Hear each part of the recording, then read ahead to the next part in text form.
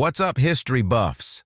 Today we're diving into the question nobody dares to ask, the papal conspiracy that rewrote the story of Christ.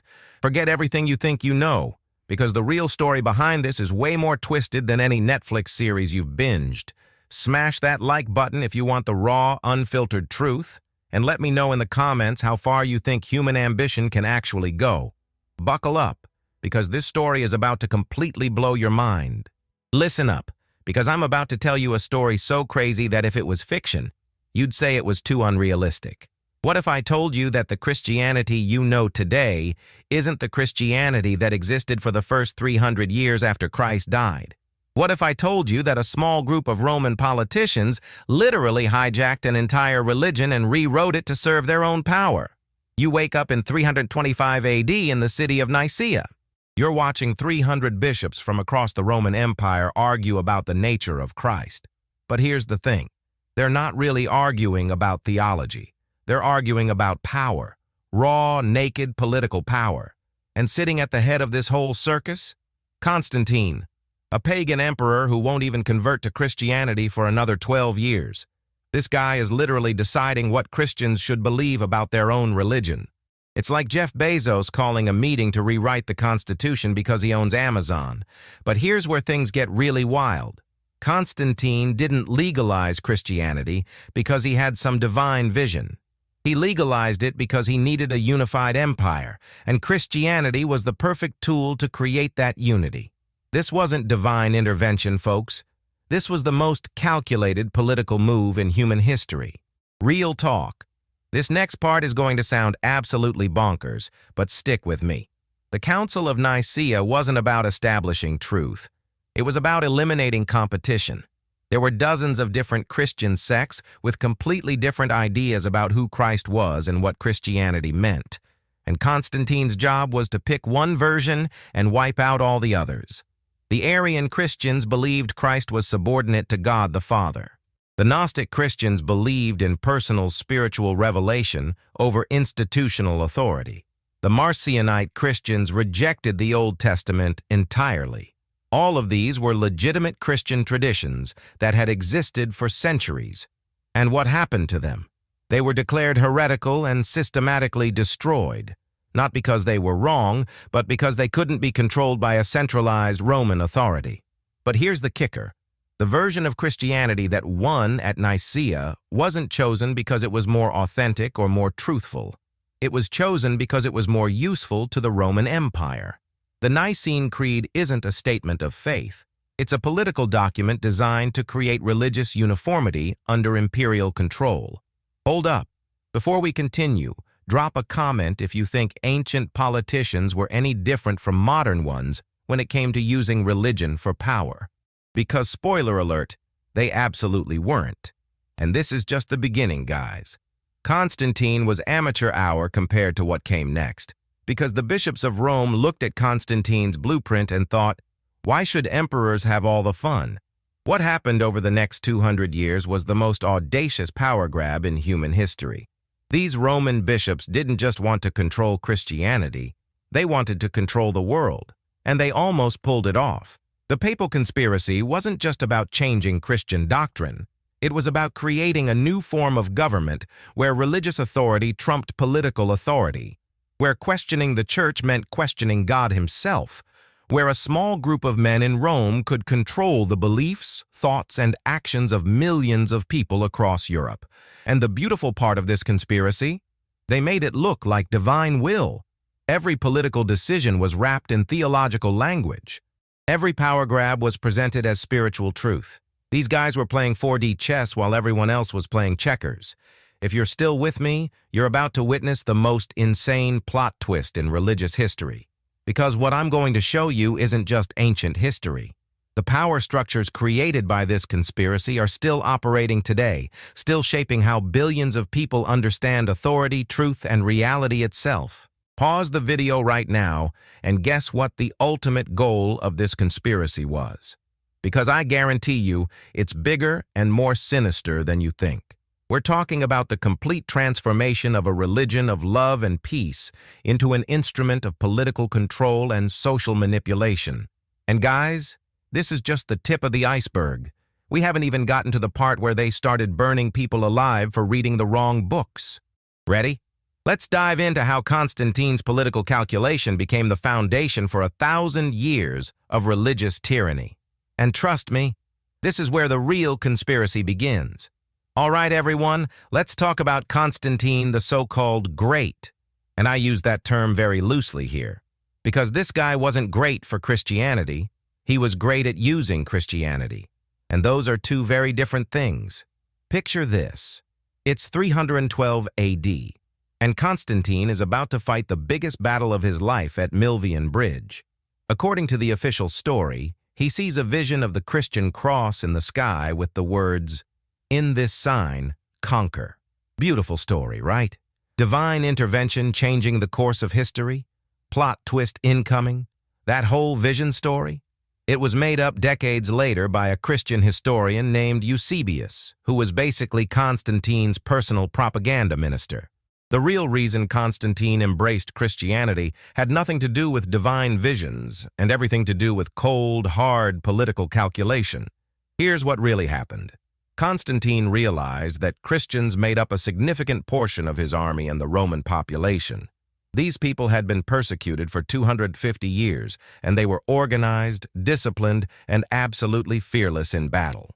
Instead of continuing the failed strategy of persecution, Constantine made the most cynical decision in political history. If you can't beat them, co-opt them. But here's where Constantine showed his true genius. He didn't just legalize Christianity with the Edict of Milan in 313 AD.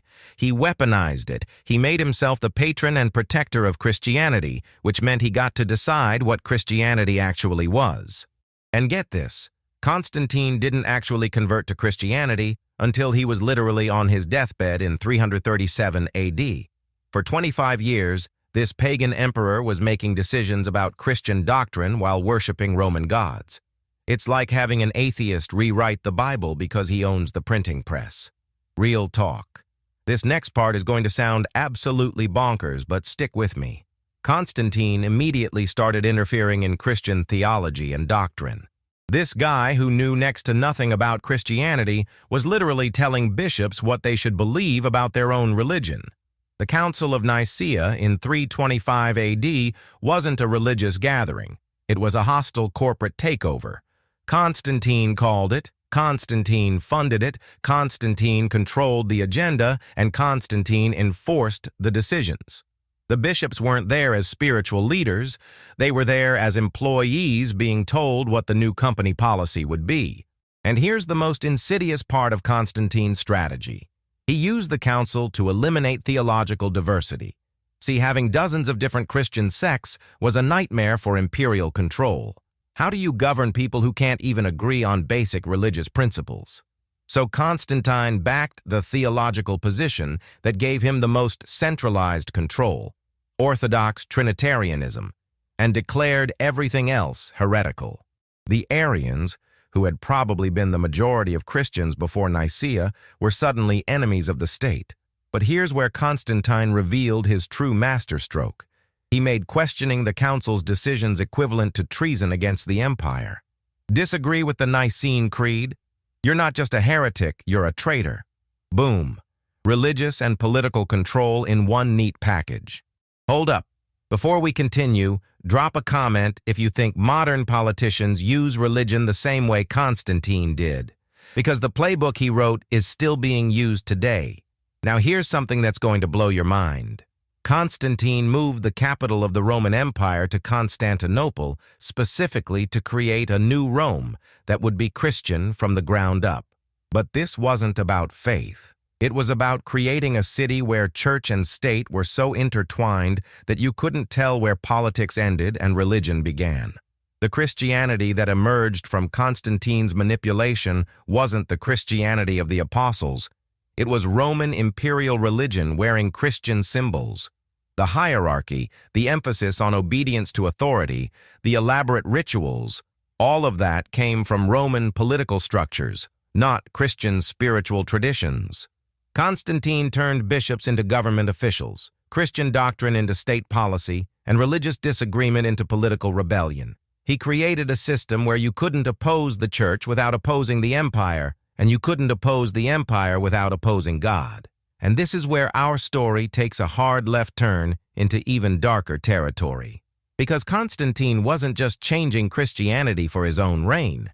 He was creating a template that would be used by every wannabe dictator for the next 1,100 years.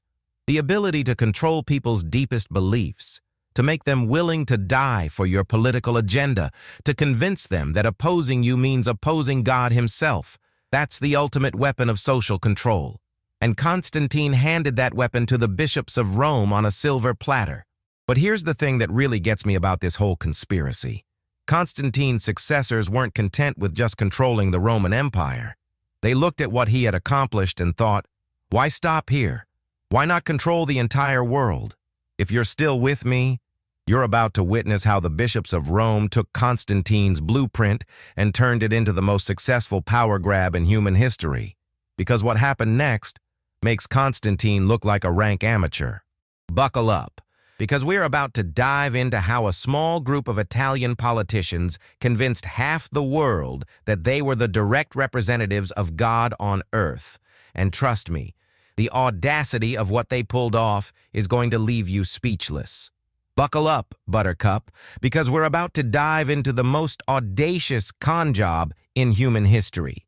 The bishops of Rome looked at Constantine's blueprint for controlling Christianity and thought, hold my wine, watch this. What these guys pulled off over the next 200 years makes every heist movie you've ever seen look like shoplifting candy bars. They didn't just steal money or property, they stole the authority of God himself, and they convinced the world it was legitimate. Here's what they don't teach you in Sunday school, folks.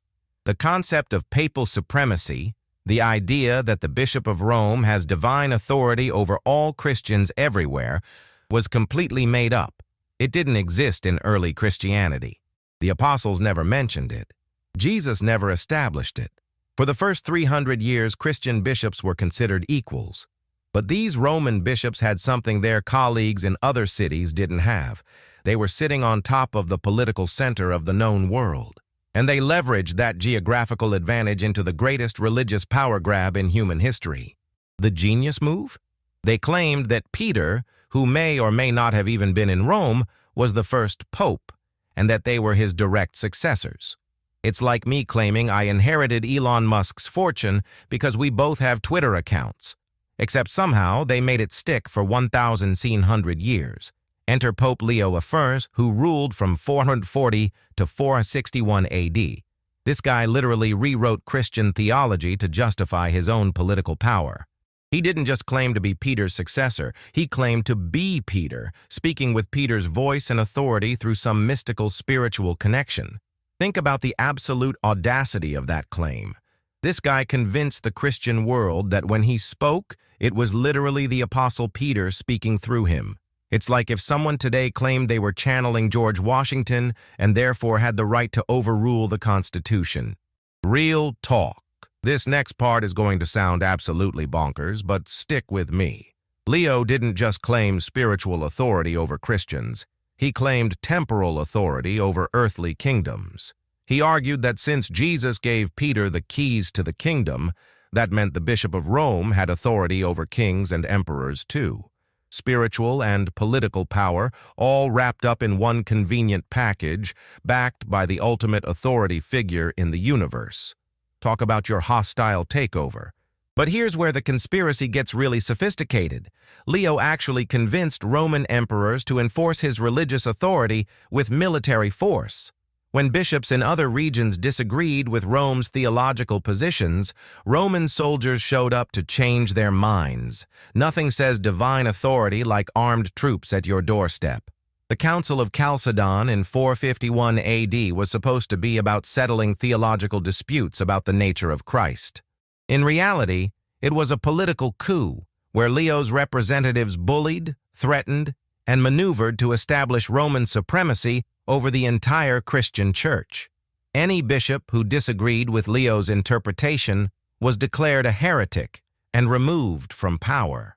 Any theological position that didn't support papal authority was condemned as satanic. Any Christian community that valued independence was systematically destroyed. Hold up. Before we continue, drop a comment if you think this sounds familiar to any modern political tactics, because I guarantee you'll see some patterns that are still being used today. Now here's the really insidious part of this papal power grab. They didn't just want to control bishops, they wanted to control kings and emperors. Pope Gelasius. I developed the theory of two swords in the 490s, spiritual authority belonging to the Pope, temporal authority belonging to kings, but with spiritual authority being superior. Translation: sure, you can be king, but we decide if you're allowed to be king. And if you don't do what we say, we'll tell your subjects that God wants them to rebel against you. And the beautiful part of this conspiracy, they made it completely unfalsifiable. If you succeeded as a ruler, it proved God approved of papal authority. If you failed, it proved God was punishing you for not submitting to papal authority. Heads they win, tails you lose. But the real masterstroke came with the donation of Constantine, a document that allegedly showed Constantine giving the Western Roman Empire to Pope Sylvester I. This wasn't just a power grab, it was a forged deed to half the known world. For 800 years, the papal claim to temporal authority was based on this document. The Vatican's political power, the papal states, the authority to crown and depose emperors, all of it was built on what we'd call today a deepfake, medieval style.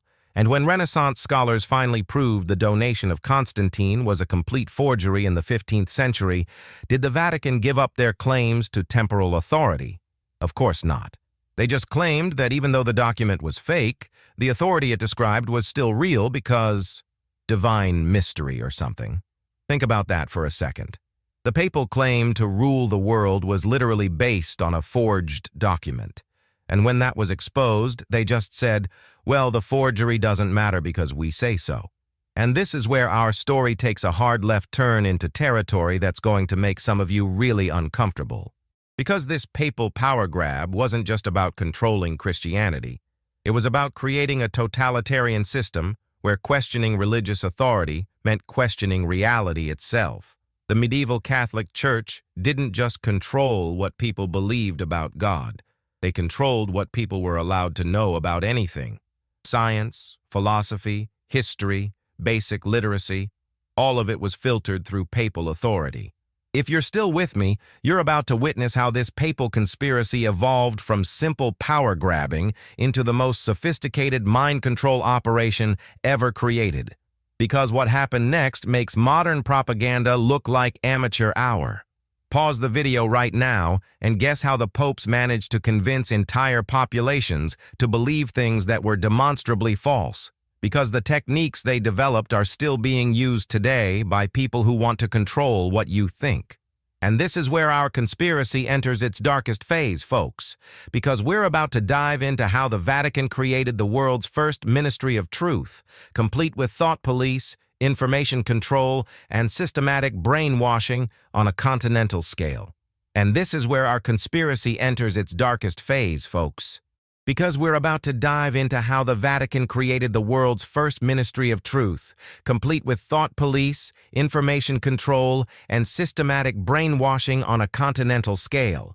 Listen, George Orwell thought he was writing fiction when he created Big Brother, but the medieval Catholic Church had already perfected every technique he described, and they did it 1,000 years earlier. Here's what really blows my mind about this whole operation. The Dark Ages weren't called dark because civilization collapsed. They were called dark because the church systematically suppressed knowledge, burned libraries, and created an information monopoly that lasted for almost 1,000 years. Picture this. You're a medieval peasant in 800 AD. You can't read because the church controls all education, and they've decided that literacy is dangerous for common people. You can't travel because that might expose you to different ideas. Everything you know about the world comes from one source, a priest who gets his talking points directly from Rome. This wasn't accidental, guys. This was deliberate social engineering on a massive scale. The church realized something that modern dictators still use today. If you control information, you control reality. The Index Librorum Prohibitorum, the Vatican's list of banned books, wasn't just about religious texts. They banned scientific works, philosophical treatises, historical documents, and anything else that might make people think independently. For centuries, the Catholic Church was literally deciding what knowledge humanity was allowed to have. But here's where things get really sinister. They didn't just ban existing knowledge. They actively rewrote history to support their narrative. Papal scholars systematically altered historical documents, created fake martyrdom stories, and invented entire saints to justify church authority. Real talk. This next part is going to sound absolutely bonkers, but stick with me. Many of the early church fathers that modern Catholics revere as great theologians were actually political operatives whose job was to create intellectual justifications for papal power. Take Augustine of Hippo, for example. This guy is considered one of the greatest Christian thinkers of all time. But read his work carefully, and you'll notice something interesting. Almost everything he wrote serves to justify centralized church authority and political control. His City of God isn't theology. It's a blueprint for theocracy. And the concept of heresy, that wasn't about protecting religious truth. It was about eliminating political opposition. Anyone who challenged papal authority was labeled a heretic, and heresy became punishable by death. They literally made disagreeing with the Pope a capital offense. Hold up. Before we continue, drop a comment if you think this sounds like any modern information control strategies. Because the techniques the medieval church used are still being deployed today by authoritarian regimes worldwide. Now here's the really insidious part of this information control matrix. The church didn't just suppress knowledge. They replaced it with carefully crafted mythology designed to support their power structure. The lives of the saints, the history of the early church, even the interpretation of scripture, all of it was curated to reinforce papal supremacy. The Crusades weren't just about reclaiming the Holy Land from Muslims. They were about creating a unified enemy that would justify papal authority over secular rulers. Pope Urban II literally invented the concept of holy war to trick European kings into accepting church leadership over their military forces. And the brilliant part of this strategy? Every crusade that failed proved that Christians needed to be more obedient to papal authority. Every crusade that succeeded proved that papal authority was blessed by God. It was the perfect self-reinforcing propaganda loop. But the real masterstroke of medieval information control was the development of scholasticism, a philosophical system that made critical thinking literally impossible. Scholastic methods started with church doctrine as unquestionable truth, then used elaborate logical gymnastics to make everything else conform to that doctrine. Think about the genius of that approach. They created an intellectual system where the conclusion was always predetermined, but they made it look like rigorous scholarship. Students spent years learning how to think, but only in ways that supported church authority. It's like teaching people mathematics but rigging all the equations to equal the same answer, then acting like math proves your political beliefs. And this is where our story takes a hard left turn into territory that reveals the true scope of this conspiracy. Because this information control matrix wasn't just about controlling medieval Europe, it was about creating a template for ideological control that's still being used today. The techniques the medieval church developed, controlling education, suppressing dissenting voices, creating unified enemies, making questioning authority equivalent to moral failure. These are the same techniques used by every totalitarian system that came after them. The Inquisition wasn't just about hunting heretics. It was about creating a surveillance state where everyone was afraid to express independent thoughts. Neighbors reported neighbors for suspicious reading habits. Children turned in parents for asking the wrong questions. The church created a society where conformity wasn't just encouraged, it was enforced through terror. If you're still with me, you're about to witness how this medieval mind control system faced its greatest challenge when the printing press made books available to common people. Because the church's response to this threat reveals just how far they were willing to go to maintain their information monopoly. Pause the video right now and guess what happened when ordinary people started reading the Bible for themselves and realizing that a lot of church teaching wasn't actually in there. Because the Vatican's reaction was swift, brutal, and absolutely ruthless. And this is where our conspiracy reaches its most violent phase, folks. Because we're about to dive into how the church responded to the Protestant Reformation, not with theological debate, but with mass murder, torture, and a level of systematic brutality that makes modern war crimes look like playground disputes. And this is where our conspiracy reaches its most violent phase, folks. Because we're about to dive into how the church responded to the Protestant Reformation, not with theological debate, but with mass murder, torture, and a level of systematic brutality that makes modern war crimes look like playground disputes. When Martin Luther nailed those 95 Theses to the church door in Wittenberg in 1517, he wasn't just challenging papal authority. He was threatening the entire power structure that had taken 2,200 years to build. And the Vatican's response revealed exactly how far they were willing to go to protect their conspiracy. The Counter-Reformation wasn't a spiritual revival. It was total war disguised as religious reform. The Catholic Church looked at the Protestant challenge and decided that if they couldn't control the narrative anymore, they'd control it through fear, violence, and systematic terror. Here's what they don't teach you in history class. The Spanish Inquisition, which officially lasted from 1478 to 1834, wasn't primarily about Jews and Muslims. It was about eliminating any form of Christianity that refused to submit to papal authority. Picture this. You're a converso in 16th century Spain, a Jewish or Muslim convert to Christianity. You followed all the rules, attended Mass, paid your church taxes.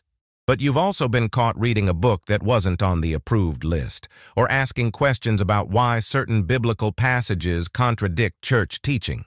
Suddenly you're dragged before an Inquisition tribunal, accused of secretly practicing your old faith or harboring heretical thoughts. And here's the kicker. Under Inquisition law, you're guilty until proven innocent. The burden of proof is on you to demonstrate that you're not a heretic.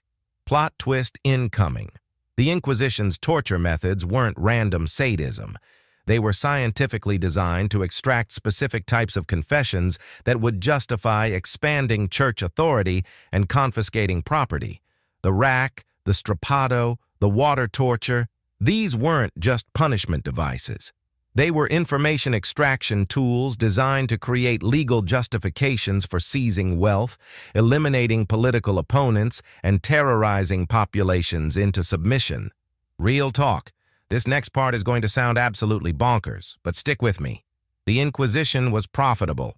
It was funded by confiscating the property of accused heretics. The church literally created a business model based on terrorizing and murdering people for their money.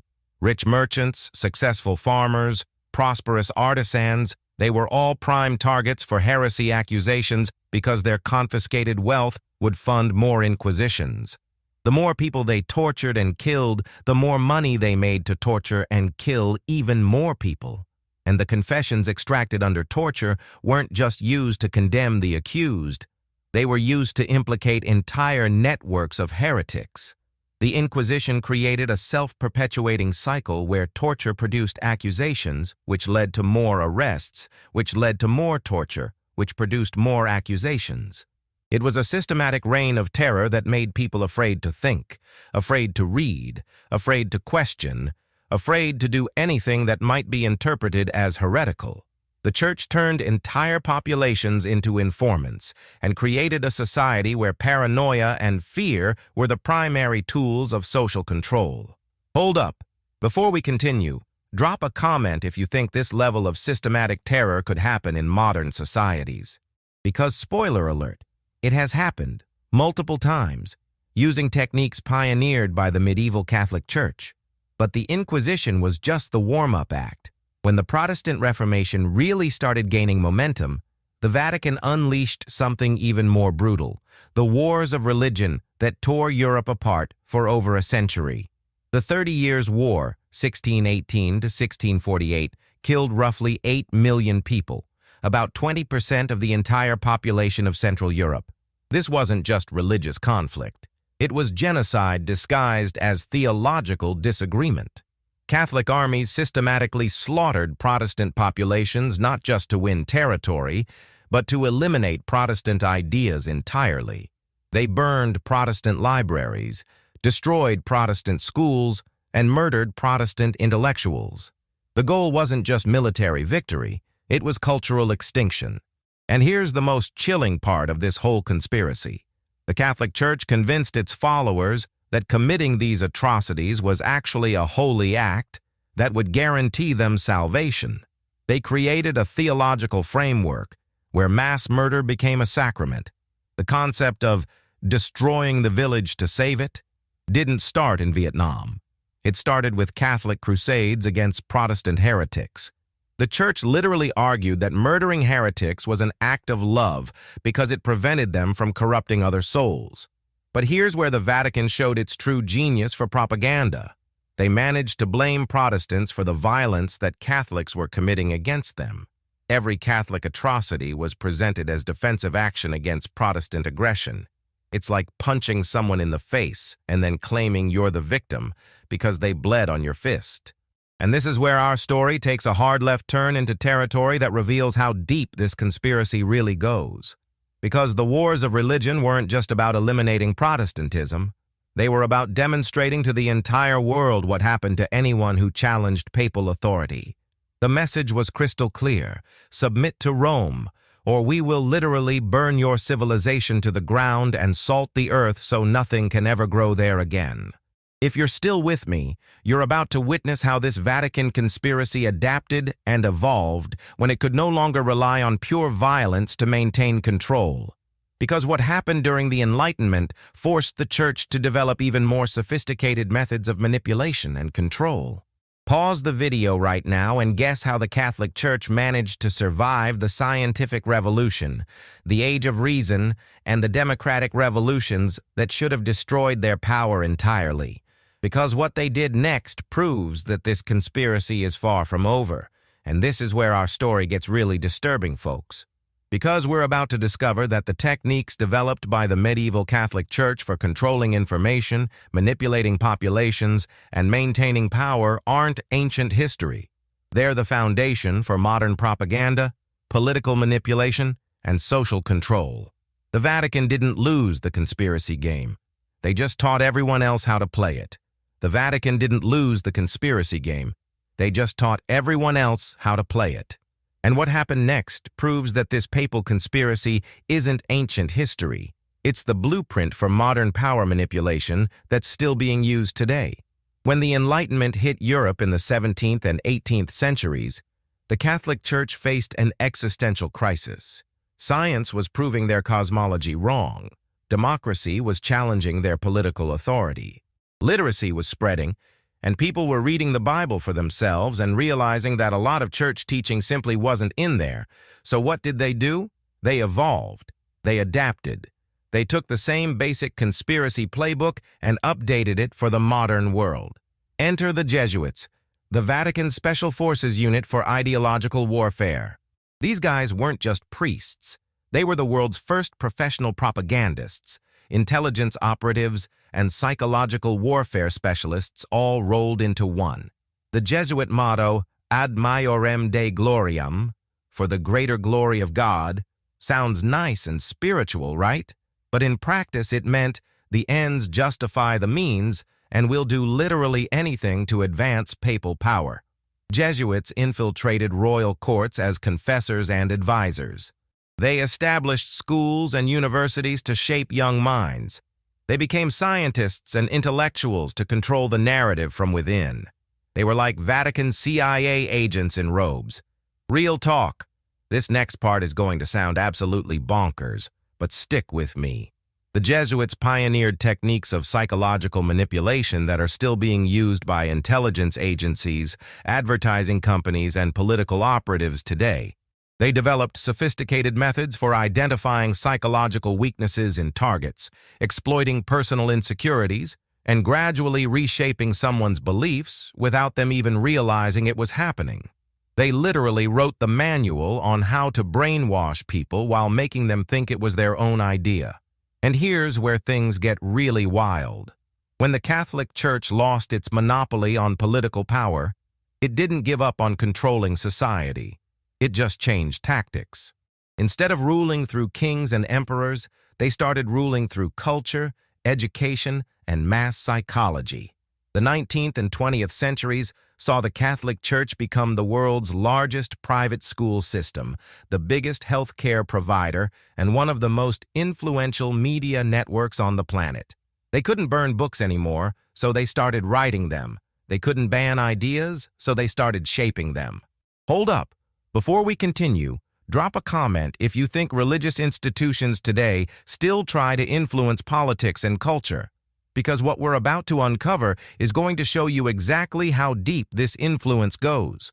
But here's the real kicker.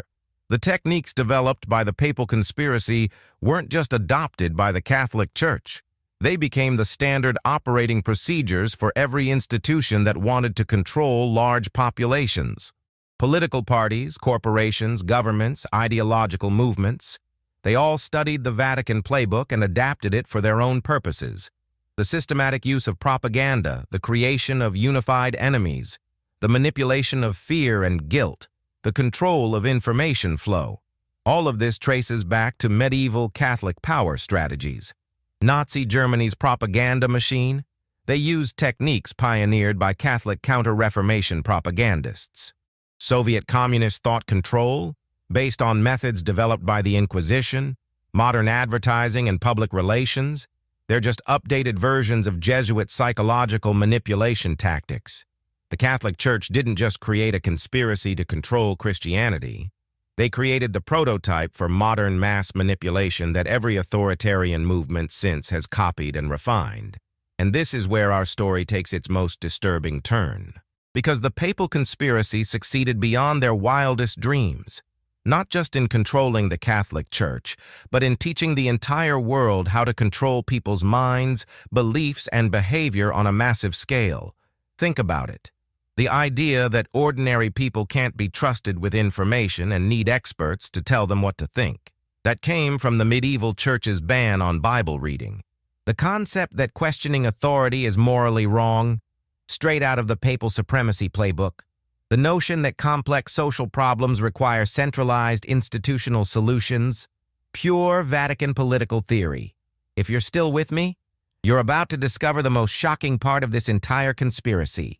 Because what I'm going to show you next proves that the papal power grab that started 1,700 years ago is still operating today, still shaping how billions of people think about authority, truth, and reality. Pause the video right now and think about how many modern institutions claim to have special access to truth that ordinary people can't understand. Think about how many organizations demand unquestioning obedience to their authority. Think about how many systems punish people for asking the wrong questions or having the wrong thoughts. Because what you're looking at isn't just coincidence. It's the direct result of the papal conspiracy that rewrote the story of Christ to serve human ambition instead of divine truth. And this brings us to the ultimate revelation, folks. The question that's been driving this entire investigation. What was the real goal of the papal conspiracy? What were they actually trying to accomplish? The answer is going to blow your mind, challenge everything you think you know about power, authority, and control, and reveal why this 1,700-year-old conspiracy is still the most important story you've never been told. The answer is going to blow your mind, challenge everything you think you know about power, authority, and control, and reveal why this 1,700-year-old conspiracy is still the most important story you've never been told. Here's the ultimate revelation that's been hiding in plain sight this entire time. The papal conspiracy wasn't really about Christianity at all. It was about creating the perfect system of human control, a way to make people willingly surrender their freedom, their wealth, their minds, and even their lives to serve the interests of a small ruling elite. The genius of what these Roman bishops accomplished wasn't just that they hijacked a religion. It's that they discovered something that every authoritarian ruler since has tried to replicate. They figured out how to make oppression feel like salvation. Think about the psychological brilliance of what they created. Traditional tyranny requires constant force to maintain control. You need armies, police, surveillance, punishment. It's expensive, inefficient, and it creates resentment that eventually leads to rebellion. But the papal system created something much more insidious: voluntary slavery. They convinced people that submitting to church authority wasn't oppression. It was the path to eternal happiness. They made obedience feel like freedom, ignorance feel like wisdom, and servitude feel like salvation. And here's the kicker: they made people grateful for it. Catholics didn't just obey the church, they loved the church. They defended it. They died for it. They willingly gave up their money, their time, their thoughts, and their lives to serve an institution that was exploiting them. It's the most successful con job in human history, and it worked so well that billions of people are still falling for variations of it today. Real talk. This next part is going to sound absolutely bonkers, but stick with me. The papal conspiracy created the template for every form of large-scale social control that exists in the modern world. Political parties that demand absolute loyalty? That's papal supremacy. Corporations that claim to have your best interests at heart while extracting maximum profit? That's medieval church economics. Educational systems that teach you what to think instead of how to think. That's scholastic indoctrination. Media networks that present opinion as objective truth? That's updated papal propaganda. The techniques are exactly the same. Create an infallible authority figure. Establish a complex hierarchy to enforce compliance. Control the flow of information. Punish dissent. Reward conformity. And make people believe that questioning the system is not just wrong, it's evil. But here's where this conspiracy reaches its most disturbing conclusion. The papal power grab didn't just change Christianity. It fundamentally altered human civilization's relationship with authority, truth, and individual autonomy. Before the papal conspiracy, most human societies had multiple sources of authority that balanced each other out. Religious leaders, political leaders, cultural leaders, family elders. Power was distributed across different institutions and individuals. The papal system created something new: the concept of absolute, unquestionable authority vested in a single institution that claimed direct access to ultimate truth. And once that concept was established in people's minds, it became the template for every totalitarian system that followed. Hold up. Before we continue, drop a comment if you think this analysis is too extreme. Because what I'm about to show you proves that the influence of this conspiracy goes deeper than most people can imagine. The idea that complex social problems require surrendering individual judgment to expert authorities? That's straight out of the papal playbook. The notion that ordinary people are too ignorant or immoral to make their own decisions about important matters? Pure Vatican elitism. The concept that questioning certain ideas or institutions is not just wrong but dangerous to society. That's the intellectual framework created by the Inquisition. The belief that some forms of knowledge are too dangerous for common people to possess? That's medieval information control updated for the digital age. And here's the most chilling part of this whole conspiracy. It worked so well that most people today don't even recognize when they're being controlled by these same techniques. We live in a world where people voluntarily surrender their privacy to corporations that spy on them, where citizens willingly give up their freedoms to governments that claim to protect them, where individuals enthusiastically submit to ideological systems that control how they think, speak, and behave. And just like medieval Catholics, most people are grateful for it. They defend the systems that exploit them. They attack anyone who questions the authorities they've chosen to follow. They've been convinced that their voluntary servitude is actually freedom. The papal conspiracy succeeded beyond its creator's wildest dreams, not just in controlling the Catholic Church, but in teaching humanity to accept authoritarian control as normal, natural, and necessary. If you're still with me, you're about to understand why this story matters more today than it ever has before. Because what we're witnessing in the 21st century isn't the emergence of new forms of social control. It's the culmination of a 1,700-year-old conspiracy that taught the world how to manufacture consent for tyranny.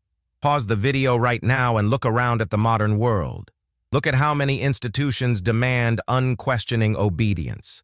Look at how many systems punish people for having the wrong thoughts or asking the wrong questions. Look at how many organizations claim to have special access to truth that you're not qualified to understand. What you're seeing isn't coincidence. It's the direct legacy of the papal conspiracy that transformed human civilization from a collection of free communities into a global network of voluntary slaves. And that brings us to the final question. Now that you know the truth about how this system was created and how it operates, what are you going to do about it? And that brings us to the final question. Now that you know the truth about how this system was created and how it operates, what are you going to do about it? Because here's the thing, guys. Knowledge without action is just entertainment. And entertainment is exactly what the inheritors of this papal conspiracy want you to treat this information as. They want you to watch this video, feel smart for understanding the truth, and then go back to your regular life without changing anything. That's how the system perpetuates itself. It allows people to learn about historical conspiracies as long as they don't apply those lessons to recognize modern conspiracies. It lets you feel enlightened about medieval manipulation while remaining blind to contemporary manipulation. But you're not going to fall for that, are you? See, the papal conspiracy that rewrote the story of Christ revealed something profound about human nature. Most people will voluntarily surrender their freedom if you convince them it's for their own good. Most people will accept tyranny if you dress it up as salvation. Most people will defend the very systems that oppress them if you make those systems feel like identity. The question is, are you most people? Real talk. This next part might make some of you uncomfortable, but it needs to be said. The same techniques used by medieval popes to control Christian populations are being used today by politicians, corporations, media companies, and ideological movements to control you. They're still using fear to manufacture compliance. They're still using guilt to suppress dissent. They're still using shame to enforce conformity. They're still claiming special access to truth while demanding unquestioning obedience. The uniforms have changed, but the game is exactly the same. And just like medieval Catholics, most modern people don't recognize when they're being manipulated because the manipulation feels like righteousness. It feels like being on the right side of history. It feels like fighting for truth and justice.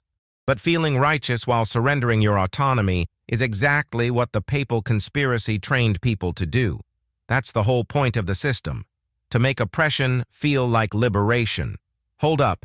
Before we continue, drop a comment and tell me, what modern institution do you think uses papal conspiracy techniques to control people? Because I guarantee you can think of at least 3 without even trying. Now here's where this gets really personal. You have a choice to make right now. You can treat this information as historical trivia, file it away in your brain as interesting but irrelevant ancient history, and continue living exactly as you were before. Or you can use this knowledge as a lens to examine every authority structure in your own life, every institution that demands your obedience, every organization that claims to know what's best for you, every system that punishes questioning and rewards compliance. You can start asking uncomfortable questions. Who benefits from my compliance? What am I surrendering in exchange for feeling righteous? Which of my deeply held beliefs serves someone else's interests rather than my own? Because the papal conspiracy didn't end when people stopped believing in papal supremacy. It evolved, it adapted, it found new hosts. And it's still operating today in forms that most people don't recognize because they've been trained not to see them. The same system that convinced medieval Christians to burn heretics now convinces modern people to cancel dissidents. The same psychology that made Catholics eager to fund corrupt church officials now makes citizens eager to pay taxes to corrupt government officials. The same mentality that made believers defend papal authority against all evidence now makes people defend their chosen authorities against all evidence. Different labels, same manipulation.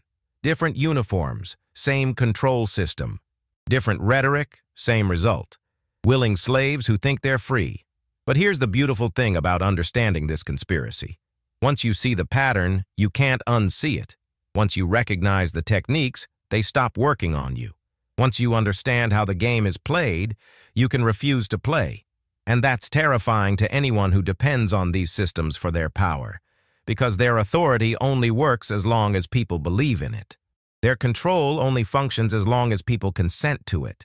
Their manipulation only succeeds as long as people don't recognize it. If you're still with me, you've already taken the first step toward breaking free from a system of control that has dominated human civilization for 700 years. You've learned to recognize the difference between authentic authority and manufactured authority, between legitimate leadership and sophisticated manipulation, between genuine truth and convenient narrative. But knowledge is just the beginning. The real question is, what are you going to do with this knowledge? Are you going to use it to examine your own life, your own beliefs, your own submission to authorities that might not deserve it? Are you going to share it with others who might be ready to hear it? Are you going to live differently now that you understand how the game is really played? Or are you going to file this away as interesting but irrelevant historical trivia and go back to being exactly who you were before you learned the truth? The choice is yours. It's always been yours. The papal conspiracy could only work as long as people didn't understand what was being done to them. Now you understand. The question is, what are you going to do about it? What do you think? Was this conspiracy the greatest con job in human history, or am I completely insane? Let me know in the comments below. And if this video opened your eyes to how power really works, smash that like button and subscribe for more deep dives into the conspiracies that shaped our world. Because there's so much more crazy stuff in history that they don't want you to know.